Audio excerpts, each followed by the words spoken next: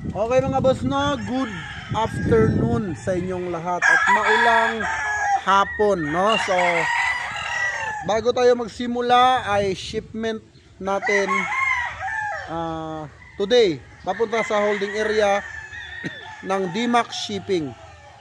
So mga idol, i-shoutout ko lang muna yung aking mga buyers, no. So nagdala na po ako ng listahan ng notebook. So para may shoutout natin yung ating mga buyers. So shoutout nga pala kay Boss Glenn Olvido. So bound to Cotabato City. Pero si Boss Glenn ay OFW, no. So Boss Glenn Olvido, shoutout. Siya po ang kumuha sa atin ng kwadro. Dalawang set ng kwadro. So dalawang set na kwadro yung kinuha niya mga boss. At shoutout din naman kay Boss Adonis, no? Si Boss Adonis ay andito sa Manila. Pero meron siyang ririgaluhan papuntang Dumaguete. So bumili siya sa atin ng Trayo na Raptor. Okay? So ayun. Grabe naman 'yan. Niregaluhan ng Trayo. Yung ewan ko kung kaano-ano ni Boss Adonis 'yon. Pero niregaluhan niya po ng Trayo. So napakaswerte, no?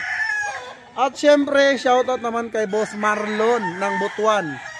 Tumama ito sa ating online ending, no? Syempre, shoutout naman natin si Boss James Gibara ng Zamboanga City. So ang kinuha niya ay F1 ng 24 karat na gold. So ayun, maraming salamat, no, sa apat na buyers natin. At sa mga susunod pang buyer ay shoutout din natin, pero gagamit na tayo ng notebook para naman hindi natin makalimutan kasi sobrang daming buyers natin, nakakalimutan ko na. So ngayon mga boss, maulan dito. At ipapasilip ko na sa inyo yung mga manok na inabil ng ating mga buyer. So tara, let's go. Okay guys, ito yung broodstag ni Sir Glenn ng Cotabato City. Ayan, napakalikot. Ito po ay Larry Romero Line Raptor Sweater. Ang gwapo nito. Ayan po. Mid to high station. Ang nipis ng paa. Perfect na perfect pang broodstag. Ito po, Sir Glenn. Isa po itong national na Raptor, Larry Romero. Bound to Cotabato City. Pakita ko pa yung isa pang broodstag niya. Yun naman ay Dark Allen. So tara, let's go. Dito tayo guys sa kabila. Dark Allen naman ang isa pang broodstag. So pambawi ito ni Bossing. Marami na itong palabas ngayong next season kasi magbi-breed siya. So mabilis lang ito dumami kasi dalawang set po ng kwadro. Guys, ito naman yung Dark Allen, double banded ito. Lagi nyo natandaan guys, no, nakasalalay po yung pagpaparami ng manok kung gaano kagaling yung handler nyo mag-alaga ng manok. So nakasalalay po sa handler kung paano magpadami at kung gaano siya kabilis magpadami. Ito yung Dark Allen.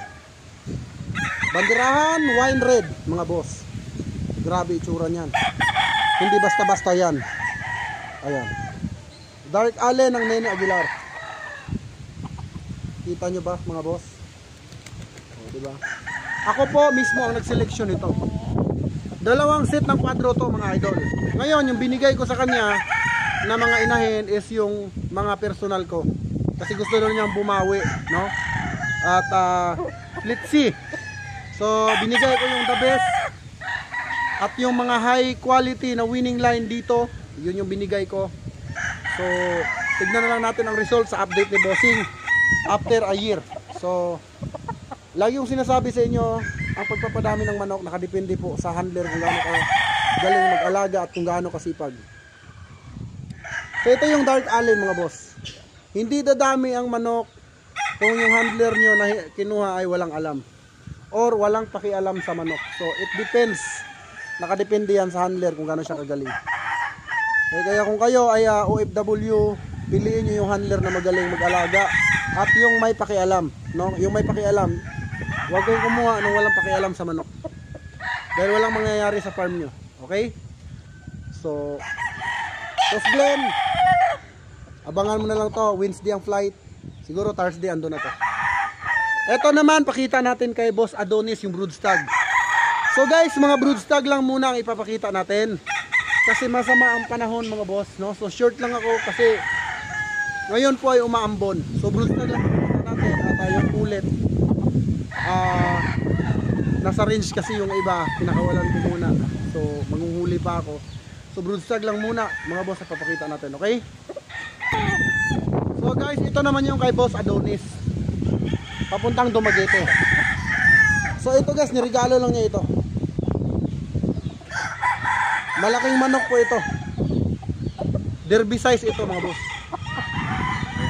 Nakadepende po kasi yan sa kliyente kung anong gusto niya. Gusto niya na mid to high, gusto niya derby size, gusto niya high station. Yun lang naman yung tinatanong ko sa mga kliyente bago ako mag-selection.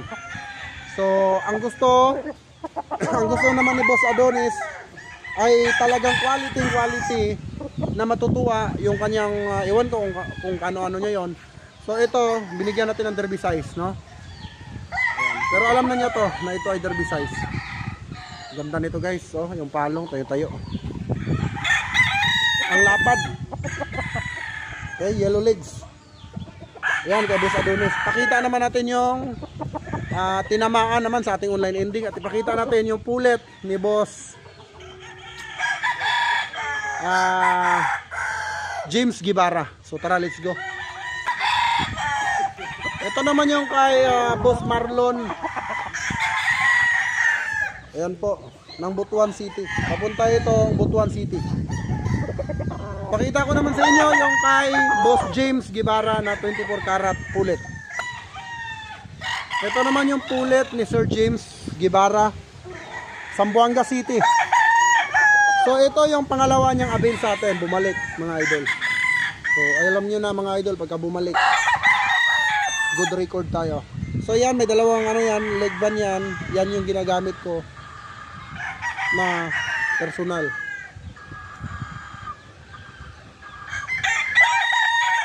Pwede na to i-breed, no? Papahabain lang ng konti yung buntot.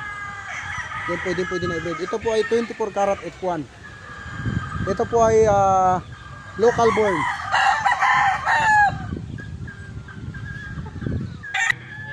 Okay guys, no, at sa mga gustong magpasabay, kasi Wednesday po yung flight ng Zamboanga, Cotabato, Butuan City. Pwede pa kayong humabol. I-upload ko ang video ito ngayon. So pwede pa kayong humabol. Wag na kayong maraming kuskus balungos guys, no.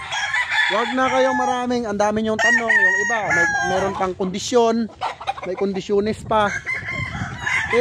Hindi nyo ako madadaan sa ganyan. Yung bibigyan nyo pa ako ng kondisyonis. So hindi ko na kayo entertain pagka gano'n na di ba ang dami talagang yung, alam mo yung ano, yung utos ng utos. So hindi talaga tayo magkakasundo kung gano'n yung mindset nyo. At kung magpapapili kayo sa akin, no, hindi po tayo magkakasundo pag gano'n kayo kagulo kausap na gusto ko ito, gusto ko ganyan. Abutin ka na lang siguro ng lugon, bossing, hindi ka pa makakuha sa akin ng manok. Aabutan ka lang ng taglugon. Pasilip ko lang sa inyo saglit yung aking ready to fight. So guys, ito yung aking ready to fight. Bull stag. Baka i-PM mo na naman ako, sasabihan mo na naman ako, boss par, boss picture. Wala kayong mapapala sa akin na ganun. Ako kasi alam ko yung galaw ng manok ko, no? So kung ikaw ay duda sa kakayahan ng GTP Game Time, na marami na akong pinag-champion ng mga buyer, huwag ka nang mag-PM. Okay? Ito, kinondisyon namin. 3 ito. 10 lang po ito para sa short video. Tignan mo yung paa. Ilalaban nyo na lang ito mga boss. Okay?